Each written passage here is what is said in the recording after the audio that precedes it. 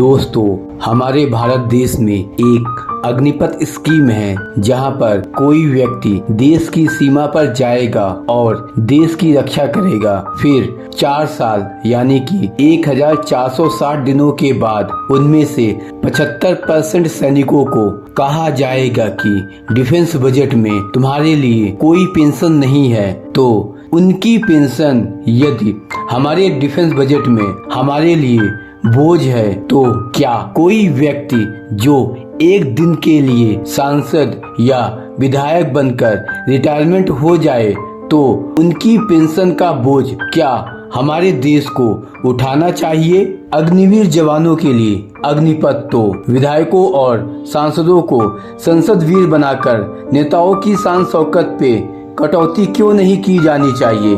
यदि एक दिन भी एमपी या एमएलए रहे हो तो जिंदगी भर पेंशन क्यों?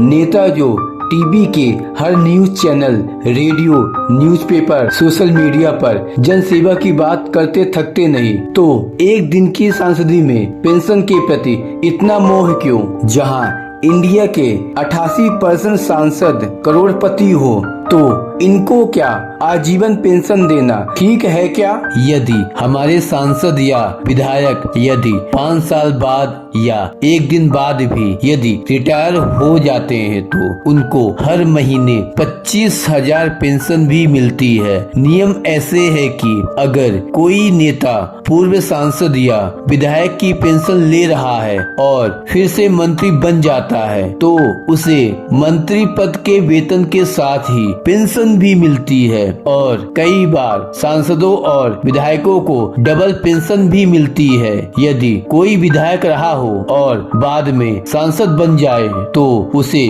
दोनों की पेंशन मिलती है और मृत्यु होने पर परिवार को आधी पेंशन मिलती है। दोस्तों, लोकसभा के 3,580 और राज्यसभा के 508 पूर्व सांसद को अभी भी पेंशन दी जा रही है, जबकि लोकसभा के 268 और राज्यसभा के 219 पूर्व सांसदों के निधन के बाद उनके आश्रितों को पेंशन दी जा रही है। दोस्तों, 2018-19 के आंकड़ों के मुताबिक देश में पूरे सांसदों की पेंशन पर हर महीने 70 करोड़ पर मंथ या साल का 840 करोड़ एक्सपेंस रहा। 2020 के आरटीआई के मुताबिक रेखा, सचिन, अनिल अंबानी और चिरंजीवी जैसे एक्टर को पूर्व सांसद होने के नाते हर महीने पेंशन दी जाती है। दोस्तों, हमारे सेंट्रल गवर्नमेंट के लोकसभा के 543 और राज्यसभा के 245 सांसदों को मिलाकर टोटल 788 सांसद हैं और हमारे देश में 25 राज्य और 8 यूनियन टेरिटरी हैं और इंडिया में टोटल 5 स्टेट ऐसे हैं जहां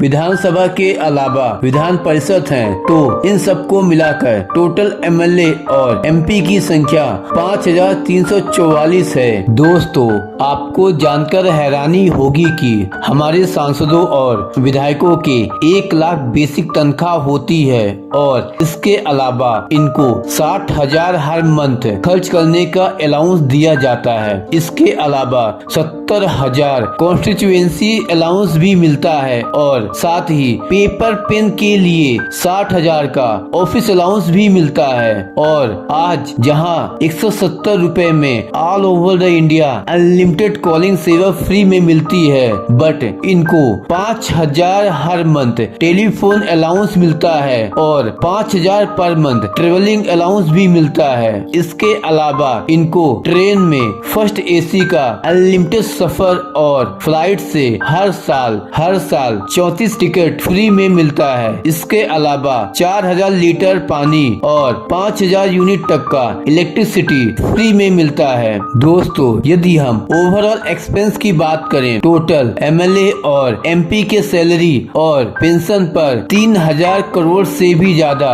खर्च हो जाता है। और दोस्तों, मध्य प्रदेश, हरियाणा, झारखंड, पंजाब, छत्तीसगढ़, आंध्र प्रदेश, तेलंगाना, ये 7 स्टेट ऐसे हैं, ये तो अपने सीएम, एमपी, एमएलए का टैक्स भी पे करते हैं और इंडिया में ये एमएलए और MP अपनी सैलरी पेंशन खुद पक्ष और विपक्ष दोनों आपसी सम्मति से सैलरी भी खुद ही बढ़ा लेते हैं। दोस्तों, आपकी इसके बारे में क्या राय है, कमेंट करके जरूर बताइए। यदि आपको यह वीडियो पसंद आई हो तो लाइक करके हमारे चैनल सिटीजन को सब्सक्राइब कीजिए। जय हिंद, जय भारत, वंदे मातरम।